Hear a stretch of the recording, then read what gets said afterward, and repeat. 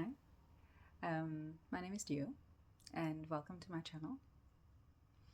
I look at life through a spiritual lens, and I speak about what I see and what I feel and how I experience it.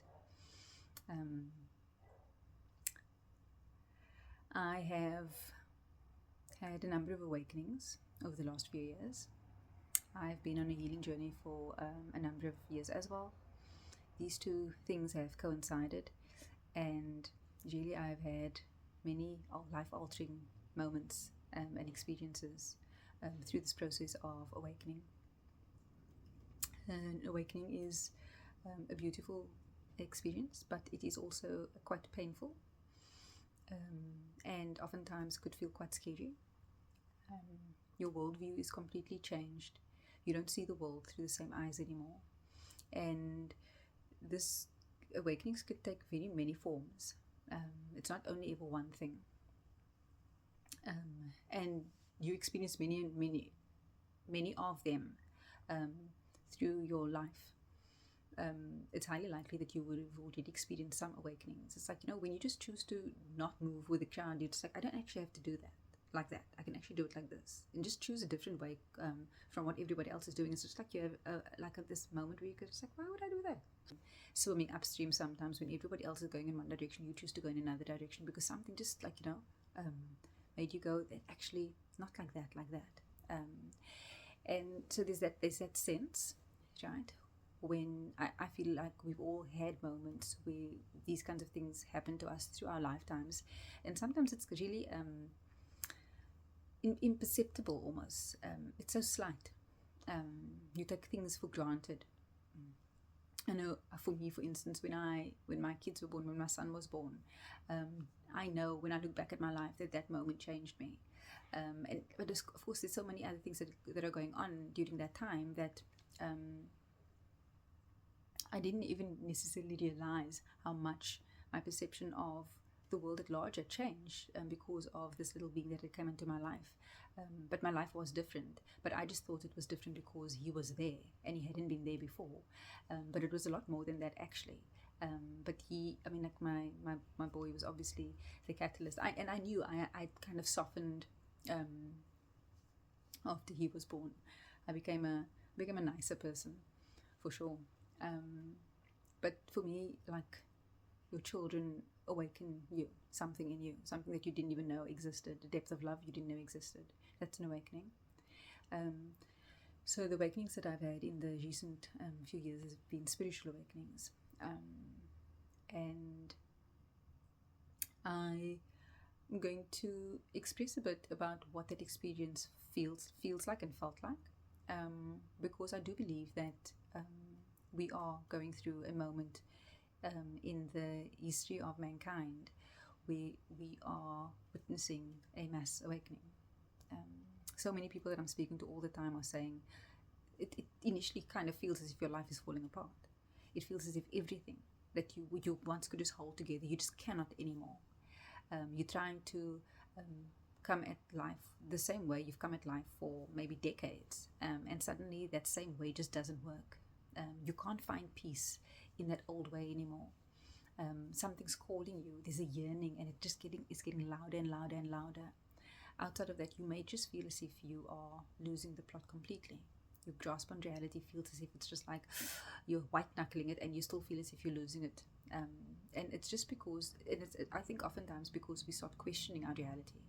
And at the minute you start questioning your reality, you'll find that some questions there aren't answers, or there aren't good answers for some of the questions that you ask. And you just may suddenly find yourself just asking more of these questions. Also, not only yourself, people are just asking more of these questions. Everybody's been held to a higher standard, actually, or you're looking at the game that's afoot, and you'll go, what are we even doing? How is this even okay? How are we allowing this kind of way?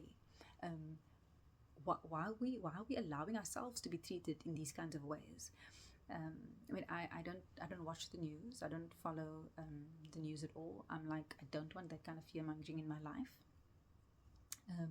But when you look at what's happening abroad politically, it's just like at a human level, like, it just shows you, for me at the moment, just like, isn't it obvious that something else is going on here. Like, it's like they're clowns. They're acting the fool. It's just like a joke to them. Like, people are like entrusting these people with their lives to make decisions for their lives. And it's like listening to children bicker. It's like that is who's making decisions for the world at large. Something's amiss. Something's amiss. Right? Outside of that, the wars, the slaughter of innocent people, all of it, right now, in 2024, when we really do know better, we know better. We've seen enough to know better. But here we are. And why? And the reason is because it's like birth pains. These are birth pains. It's almost like it's never been as bad as this. And I always talk about the microcosm and the macrocosm that is always at play. And because as without, so within, as within, so without.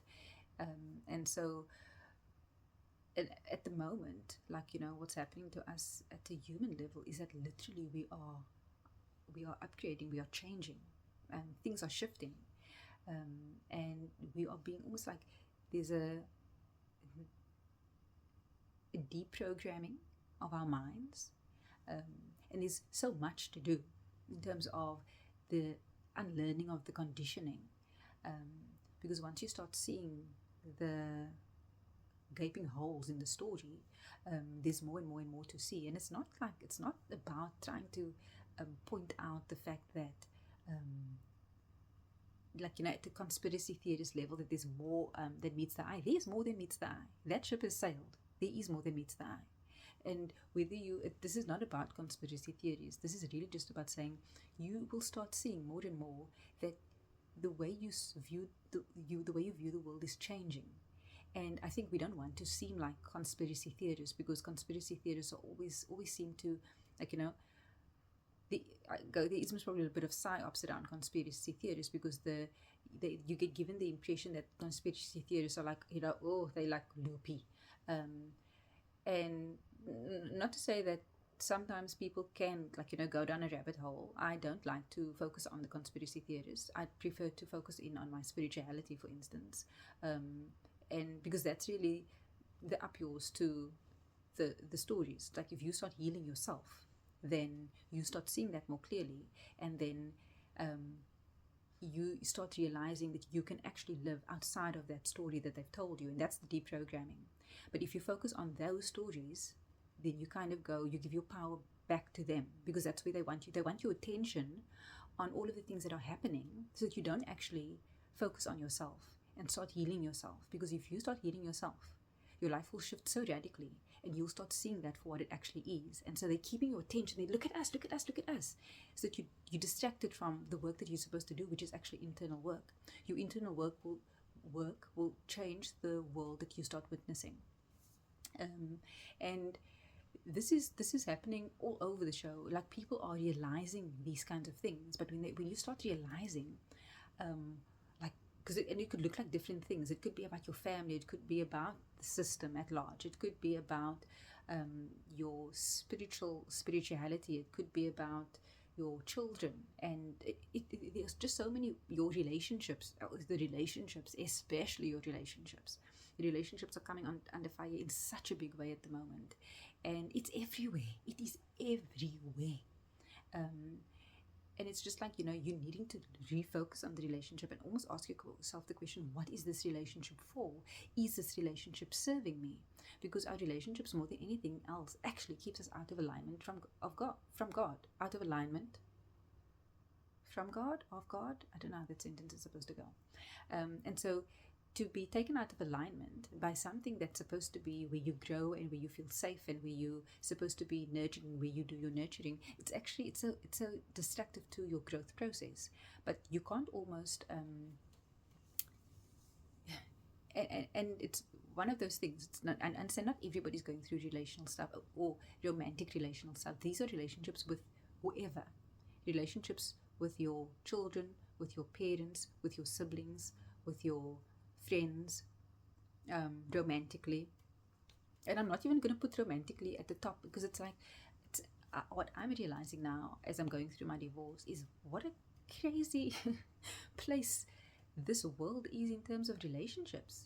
I mean, I'm just listening to people. I've had my own experience, and I'm like, oh my word, it is so chaotic in this world. Like, you really need to know who you are. You have to know who you are. If you are in a relationship, or if you are single looking for a relationship, you must know who you are. If you don't know who you are, then you will literally, most likely, be playing out extremely toxic patterns in your relationship. And right now, you may not understand why your relationship is feeling so difficult, but it's because your relationship needs a reevaluation. Relationships in general need a reevaluation, but this is part of one of the ways in which these awakenings are going to show up. Life is going to get a lot, and it's like, this is an awakening. It didn't feel so hard. It is hard, but it's beautiful at the same time, because there's this constant rewarding for your capacity to go and look at the difficult things, to feel your feelings, and go and explore healing. You have to start exploring healing. I am a coach, and look, I think I'm going to be taking on some clients again. If you are listening to this and you're feeling inclined to come and work with me to do some one-on-one coaching, just in terms of, I mean, whatever it is that's on your plate at the moment, and I'm guaranteeing that there are things on your plate that you are wanting to look at. If you're wanting to sit in safe space, non-judgmental space, you're wanting to explore what this feels like, and if you are somebody going through an awakening and you feel very much alone, then absolutely, please send me a DM, and we can set up a time to maybe meet, and maybe you can explore some of my one-on-one coaching with me. Yeah, I'm going to share some more. So I'm going to come back and I'm going to share. And so even if you choose to not do any work with me, I'm going to just talk about what this process, again, like I'm doing here, talk about little bits and pieces that I can pull out. This awakening will impact every single part of your life, every single part of your life. Nothing will be untouched by this process. And it can get very, very hard. And there are ways to stay on track. There are ways to make this process easier. There are ways of almost expediting your growth, but you can't rush it, right? You cannot rush it. But it's almost like there are things that you can do to almost make your journey easier, because it's not about making it easier. Life doesn't necessarily get easier, but you change and you start viewing life for the gift that it actually is, every single aspect of it. I said it, every single aspect of it, no stone left unturned, every aspect of it meaningful, purposeful for you, for us right now. And to get to the place where you can believe that, because it brings you so much peace. So look, I invite you to drop me a message. For right now, I'm taking on clients. While I'm making this video, and as I'm posting this video, which is somewhere close to the very end of October.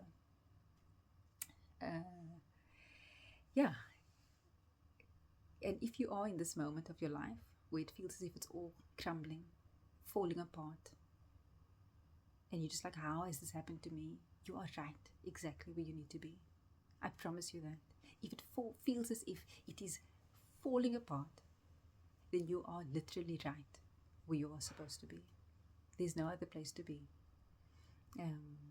You're being given this beautiful moment and opportunity to awaken with the collective, and I'd like to invite you to explore the potential of this actually being the biggest, the best gift you could ever receive. I'm sending so much love.